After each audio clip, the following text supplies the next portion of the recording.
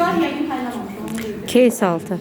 Mənim məsələm o qədər gözəl düşür ki, mənə əsl qulaman məsələdir. Yəni, imtahan da nə qədər aldım. İstəyirsiniz oxuyun. Belə siz. Əhməd 11-ci sinif şagirdidir. O, çalışqan, məsuliyyətli bir şagird. İmtahana bir gün qalmış dırlarası, mən bacarmaram, imtahana zəif göstərərəm təklifləri, kim fikirlərlə ona rahatlıq verir. İmtahan günü gəlib çatır.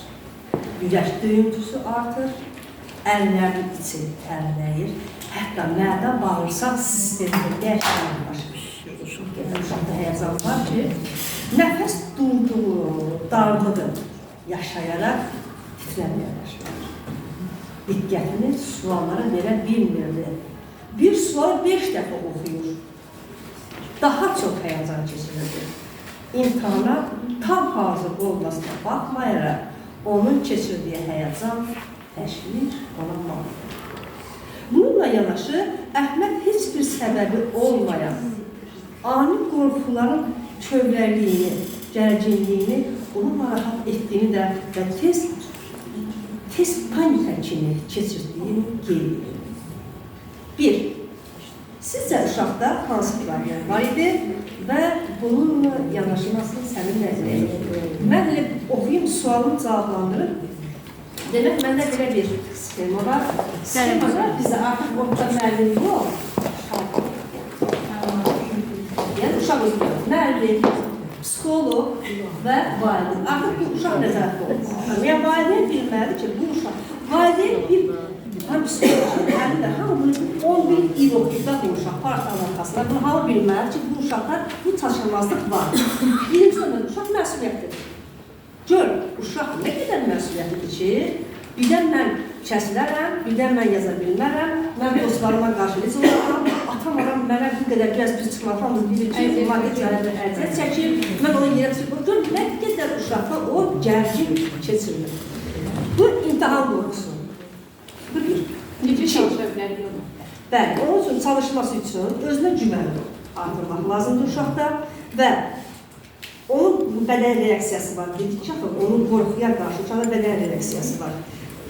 Psikologla ancaq onun təşxisi fərdi olaraq, onun psixologu fərdi olaraq çalışmalıdır və həmçinin əgər ki, bunu valideyn qarşısında görmürsün, bu valideyn qarşısında görə bilir. Uşaq dəyər gün qapını bağlayır, oturub dərsin üstündə.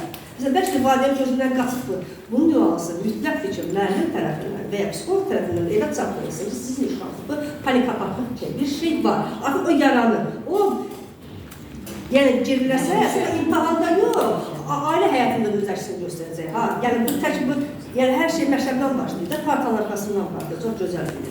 Yəni məktəb də həmçinin uşağı şəxsiyyətcə gelişdirməlidir. Bu uşaq artıq oradan həyəcan basarsa, bu necə olacaq ailə içində? Bu belə. Yəni bədənin təqdir reaksiyası artıq bu özünü göstərir və bunun qarşısını bilir ki, bunu müəllim görməlidir. 2. Bu tip problemləri olan şagirdlərə təhsil verənlər tərəfindən yanaşma sizliyə silicədir. Təhsil verənlər uşaqları təhsildə tövsiyə edilməlidir, onun məsuliyyətli olduğunu qeyd etməlidir. Dəfələ sən məsuliyyətlisən, biz səni bilirsən, laf sən yaxşı yazmasan da biz sənə inanırıq. Nə olar, bunlar gəlir, sən canı salıyorsun ki, inan olsun, tamam çıxartır, baxarız, nə sənə bir qeyd etmək. İlk növbədə demək lazımdır ki, biz sənə inanırıq. İnan. İnanmalıdır. Həm müəllimlərinə, həm özlərinə ki, yəni mən yazmasam da, müəllimin mənə inanır ki, mən yaxşı oxuyan uşağam. Yəni, ən azından mənim ailəm, atam, bana bilir ki, mən yazmasam, o dünya dağlısı deyil, dünya dağılmır ki. Bunun gəlin dağılır, stil dağılır. Psikolog tərəfindən diqqətə alınmalı, sual 3. Deyək, şagirdlərin psixoloji durumunun yaxşılaşması üçün hansı praktiki tədbirlər görülə bilər? Bu, bilmirəm, indi bax, burada mənim belə bir öz düşüncəm var. Uşaqlarda sərbəşdə müalicə də ola bilər, deyil burada, deyərdim ki, məsələn, artıq bu beyazsa uşaq panikapat olursa, ürək döyüntüsü var, burada, ürəkdə gedir söhbət. Ürək döyüntüsü var uşaqda, ürək döyüntüsü gedir, 90'ın 100'ü gedir. Artıq bu uşaq səhərdən çıxır, yəni bu uşaq nəzarətdən çıxır. Tamam. Bir şagirdlərin ailələrinə hansı tövsiyələr? Bəli, mən bir valideyn, bir müəllim kimi zəng edərəm, deyərəm ki, xanım, sizin uşağınızda belə bir problem var. uşağımıza ciddi məşğul olun.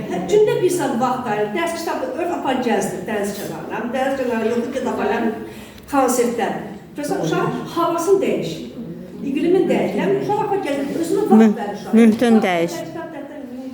Uşaq istirahət verilməlidir. Məktəb psixoloqlar və əməkdaşlar necə qurulmaq faydalı olar? Bircə olmaqla bu nəsə göstərə bilər. Yoxsa ki, ya bunun psixologlardan qalsın, var deyil, mümkün deyil. Alqışlayaq.